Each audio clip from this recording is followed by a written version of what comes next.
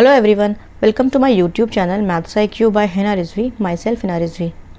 So previous video में हम लोगों ने क्यूब्स एंड क्यूब रूट्स के कंसेप्ट देख लिए थे और वहाँ पे सारा इसका जो भी है इसके सारे कंसेप्ट सीख लिया था। इंट्रोडक्शन वीडियो है, अगर आपने नहीं देखा है तो उसे देख लीजिए।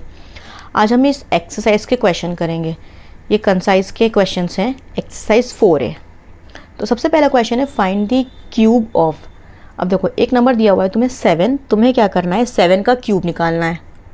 तो 7 का क्यूब कैसे निकालेंगे, लाइक हम क्या करेंगे 7 का क्यूब, तो 7 इंटू 7 इंटू 7, बस 3 बार नंबर को लिखो और मल्टीप्लाई कर दो। 7 7 ज़ा 49, 49 7 ज़ा 343, डैट इज़ आवर आंसर। ये हो जाएगा 7 का क्यूब। सेकंड क्वेश्चन दिया हुआ है 11। तो देखो हमारा सेकंड क्वेश्चन दिया हुआ है 11। तो 11 के केस में क्या करेंगे 11 का क्यूब कर देंगे। 11 का क्यूब करेंगे तो क्या आएगा 11 into 11 into 11, it will be 11 को 11 से मल्टीप्लाई करेंगे 121, 121 को 11 से करेंगे तो 1331। ये हमारा आंसर हो जाएगा। बस तुम्हें क्या करना है नंबर को लिखना है 3 बार उसको और फिर उसको मल्टीप्लाई कर देना है। 16 इंटू 16 इंटू 16, 16 को 16 से करेंगे तो आएगा 256 और 256 को 16 से करेंगे तो आएगा 4096। तो देखो हमारा 3 क्वेश्चन आराम से हो गया। अब देखो अगर तुम्हें इनके क्यूब रूट्स याद है तो बहुत अगर तुम्हें इनके क्यूब्स याद हैं तो बहुत अच्छी बात है, डायरेक्ट आंसर लिख लोगे। बट अगर नहीं याद है तो तुम्हें क्या करना पड़ेगा, तुम्हें मल्टीप्लाई करना पड़ेगा। तो मैंने तुम लोगों के लिए ये कुछ क्यूब रूट्स लिखे हुए हैं, क्यूब्स लिखे हुए हैं तुम लोगों के लिए। तो इसका स्क्रीनशॉट ले लो और इसके बाद इसको अपनी नोटबुक में लिख लेना। ये 1 से स्टार्ट होकर के 60 तक हैं, तो थोड़ा थोड़ा करके तुम लोग याद कर लो इसको। और इसको याद करने से क्या होगा कि तुम डायरेक्ट इसको लिख सकते हो, नहीं तो फिर मल्टीप्लाई करोगे तो उसमें तुम्हारे टाइम की वेस्टिंग है और कुछ नहीं। एटलीस्ट सबको 30 तक तो याद होना चाहिए। तो तुमने इसका स्क्रीनशॉट ले लिया होगा, ठीक है। 30 तक याद कर लो तो तुम्हारा इसका काम बन जाएगा, बहुत है 30 तक। उसके बाद धीरे धीरे फिर ये याद होता रहेगा। चलो अब आते हैं अपने क्वेश्चन नंबर 4 पर। हमारा क्वेश्चन नंबर 4 क्या है 23 का क्यूब। 23 का क्यूब करेंगे तो 23 इंटू 23 इंटू 23। अब आपस में मल्टीप्लाई कर देंगे। मल्टीप्लाई करने पर क्या आएगा 12167। इसको इससे करेंगे 5 to 9 आएगा। 5 to 9 को 23 से करेंगे तो 12167। ये हमारा आंसर हो जाएगा। बस क्वेश्चन नंबर 5। क्वेश्चन नंबर 5 क्या है 31 और क्वेश्चन नंबर 6 रहेगा 42। चलो 31 का क्यूब करेंगे 5th में। 31 का क्यूब करेंगे तो ये हो जाएगा 31 इंटू 31 इंटू 31। अब देखो 31 को 31 से मल्टीप्लाई करते हैं तो 961 आता है। मैंने तुम लोग को स्क्वायर का भी शीट प्रोवाइड करी थी। स्क्वायर अगर याद होगा तो थोड़ा बहुत काम उससे भी बन जाएगा। इसको इससे मल्टीप्लाई करेंगे 961 आएगा। 961 को अगेन इससे करेंगे तो क्या आएगा 29791। ये इसका आंसर हो जाएगा बस 31 का क्यूब करने पर। नेक्स्ट इज़ 42, तो आप 42 का क्यूब कर दो। क्या करेंगे हम इसको 3 टाइम्स लिखेंगे 42 इंटू 42 इंटू 42 और मल्टीप्लाई कर देंगे तो हमारा आंसर क्या आ जाएगा 74,088। ये इसका आंसर हो जाएगा। चलो 54 का क्यूब करेंगे तो 54 इंटू 54 इंटू 54, इसको 3 टाइम्स लिख देंगे और बस इसका क्यूब करेंगे तो क्या आएगा मल्टीप्लाई कर दो। देखो 54 इंटू 54 इंटू 54, तो क्यूब करने पर क्या आएगा 157,464, 1,57,464। ये इसका आंसर आ जाएगा। ऑलराइट, तो हम लोगों ने क्या किया ये सारे नंबर्स के क्यूब कर दिए। तो यहाँ पर हमारा फर्स्ट क्वेश्चन ख़त्म होता है। बहुत ईजी था। और हाँ देखो इजी तो है, बट इजी के साथ साथ क्या होता है, बच्चे यहाँ पर मिस्टेक भी करते हैं। पता है बच्चे मिस्टेक क्या करते हैं? देखो यहाँ पर एक बहुत बड़ी मिस्टेक, मतलब देखने में तो छोटी है बट ध्यान नहीं रहता तो वो कर देते हैं। जैसे मान लो लिखा है, मान लो मैंने लिखा 2 रेज़ की पावर 3, तो इसको आपको ऐसे लिखना है 2 इंटू 2 इंटू 2 लिखना है। 2 2 ज़ा 4, 4 2 ज़ा 8 होता है, बट गलती से वो कर क्या देते हैं, 2 को 3 से मल्टीप्लाई कर देते हैं। लाइक 2 3 ज़ा 6, इस 2 को इस 3 से मल्टीप्लाई कर देते हैं, 2 3 ज़ा 6 और 6 लिख के आ जाते हैं, और उनको ये लगता है मैंने तो सही किया है, बट ये गलत है। जितना एक्सपोनेंट या जितनी पावर रहेगी आपको उस नंबर को उतने टाइम्स लिख के मल्टीप्लाई करना है बस। तो ये इसका मतलब है। चलो अब हम बढ़ते हैं अपने सेकंड क्वेश्चन की तरफ। हमारा सेकंड क्वेश्चन है find which of the following are perfect cubes. हमें ये बताना है कि क्या ये नंबर एक परफेक्ट क्यूब है या नहीं है। तो देखो इंट्रोडक्शन में हम लोगों ने सीखा था कि किसी भी नंबर को बताने के लिए कि वो परफेक्ट क्यूब है या नहीं क्या करते हैं, उसका प्राइम फैक्टराइजेशन मेथड से एलसीएम निकाल लेते हैं। तो चलो निकालते हैं इसका 243 का 2 4 3। अब देखो ये नंबर 2 से डिविजिबल तो है नहीं क्योंकि लास्ट में ऑड नंबर है। 3 से डिविजिबल है क्योंकि 2 + 4 6, 6 + 3 9। 3 का डिविजिबिलिटी रूल यही होता है कि नंबर्स का सम करो, सम करने पर जो भी वैल्यू आएगी अगर वो 3 की टेबल से डिविजिबल है तो एंटायर नंबर 3 से डिविजिबल है। तो देखो 3 8 ज़ा 24 और 3 1 ज़ा 3। अभी भी ये 3 से डिविजिबल है। 3 2 ज़ा 6 और इधर बचा 2, 3 7 ज़ा 21, 3 9 ज़ा 27, 3 3 ज़ा 9 एंड 3 1 ज़ा 3। तो कितने 3 आए? 1 2 3 4 5। तो जब हम लोगों ने इसका फैक्टर किया तो इसका फैक्टर करने पर क्या मिला हमें? 5 times 3, like 3 into 3 into 3 into 3 और इंटू 3। अब क्या करेंगे, अब हम बनाएंगे इसके पेयर्स, वो भी 3 3 के। तो ये हो गया मेरा पहला पेयर, और देखो ये दूसरा पेयर जो है इसमें एक 3 की कमी है। यहाँ पर ओनली 2 3s आर देयर।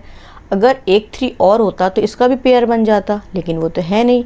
तो जब ऐसा हो तो फिर ये नंबर क्या होगा? नॉट अ परफेक्ट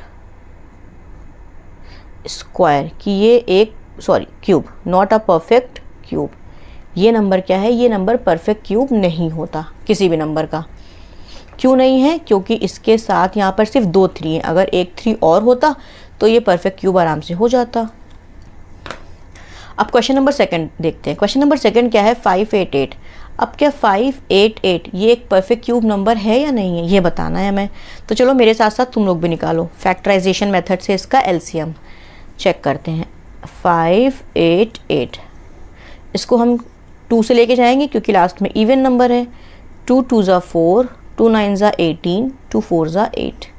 अभी भी 2 से डिविजिबल है। 2 1 ज़ा 2, 2 4 ज़ा 8, 2 7 ज़ा 14। अब ये 2 से डिविजिबल नहीं है। अब क्या 3 से है? चलो नंबर का सम करो। 1 + 4 5, 5 + 7 12, और 3 की टेबल में 12 तो आता है, तो 3 से ये है। 3 4 ज़ा 12, 2 और 7, 3 9 ज़ा 27। अब ये 7 से डिविजिबल है। 7 7 ज़ा 49 और ये भी 7 1 ज़ा 7। तो जो भी इसके फैक्टर्स आए हैं चलो उसको लिख लेते हैं। क्या क्या आया है? 5 8 8 का फैक्टर्स आया है 2 इंटू 2 इंटू 3 इंटू 7 इंटू 7। चलो अब बनाते हैं पेयर। ये यहाँ पर तो सिर्फ 2 2 है, बट होना तो 3 चाहिए थे क्योंकि हम यहाँ पर 3 3 का पेयर्स बनाते हैं। चलो ये अकेला, एक 2 हमें और चाहिए। यहाँ पर देखो 3 का भी कोई पेयर नहीं है, यहाँ पर 7 का भी कोई पेयर नहीं है। तो इसका मतलब क्या है? Not a perfect cube. ये नंबर क्या है? एक परफेक्ट क्यूब नंबर नहीं है। क्यों नहीं है? क्योंकि इसके साथ 2 3 और होना चाहिए था, इसके साथ एक 2 और होना चाहिए था, और इसके साथ एक 7 और होना चाहिए था। यहाँ पर हम 3 3 के पेयर बनाते हैं, 3 3 नंबर्स के, बट कोई भी ऐसा नंबर नहीं है। अब बढ़ते हैं क्वेश्चन नंबर थर्ड पर। क्वेश्चन नंबर थर्ड है 1 3 3 1।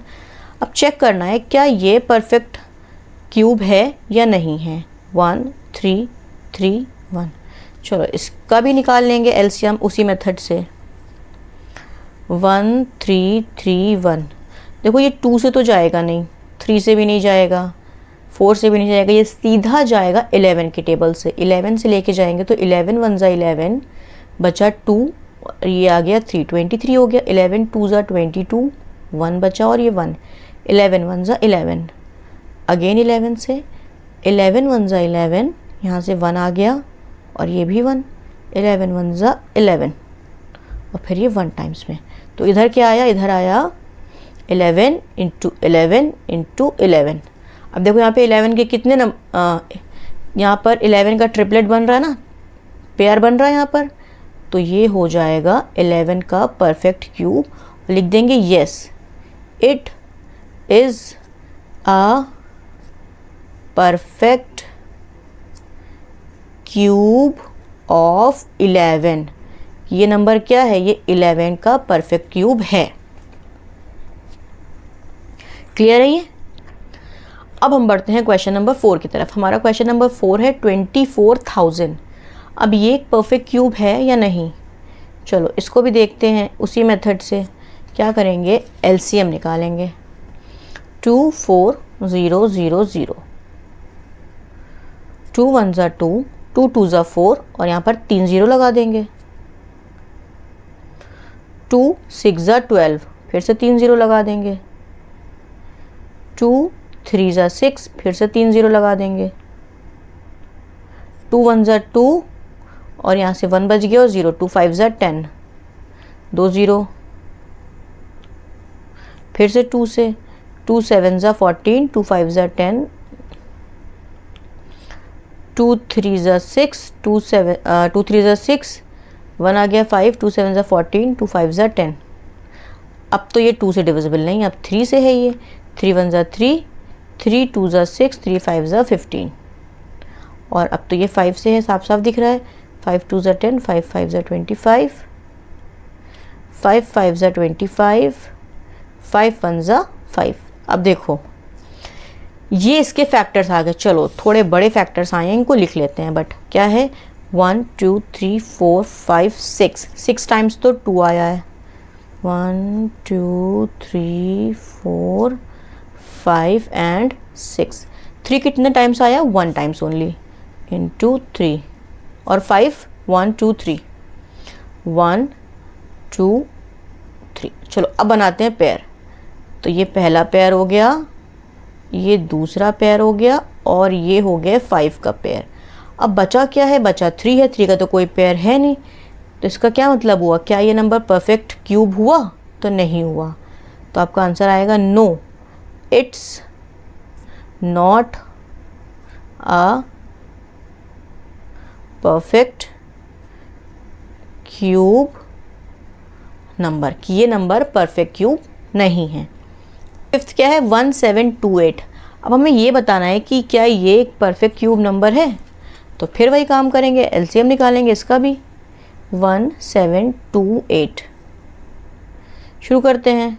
2 से जाएगा ये, 2 8 ज़ा 16, 2 6 ज़ा 12, 2 4 ज़ा 8, 2 4 ज़ा 8, 2 3 ज़ा 6, 2 2 ज़ा 4, 2 2 ज़ा 4, 2 1 ज़ा 2, 2 6 ज़ा 12, 2 1 ज़ा 2 0, 2 8 ज़ा 16।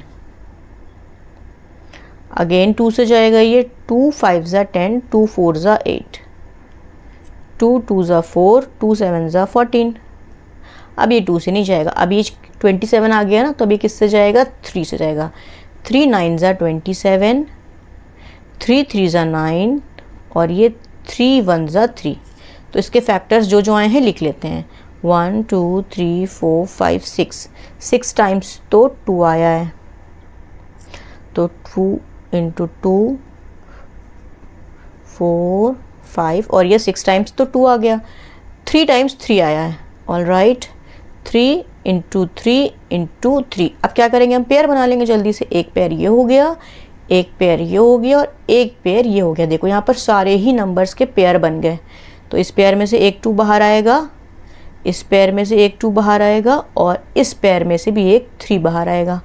मल्टीप्लाई कर दो, 2 2 ज़ा 4, 4 3 ज़ा 12। तो हमारा आंसर क्या आ गया, 12। और आपको भी पता है ये बात कि 1728 जो होता है वो 12 का परफेक्ट क्यूब होता है। तो देखो कितनी आसानी से निकाल लिया। अब कोई भी नंबर आपको दे दे और ये बताने को कह दे कि बताओ ये नंबर परफेक्ट क्यूब है या नहीं है, तो तुम्हें क्या करना है, जस्ट उस नंबर का बस फैक्टर कर लेना है। नंबर का फैक्टर करोगे, फैक्टर करते ही समझ में आ जाएगा। अगर सारे पेयर बन रहे हैं तो है, अदरवाइज़ नहीं है।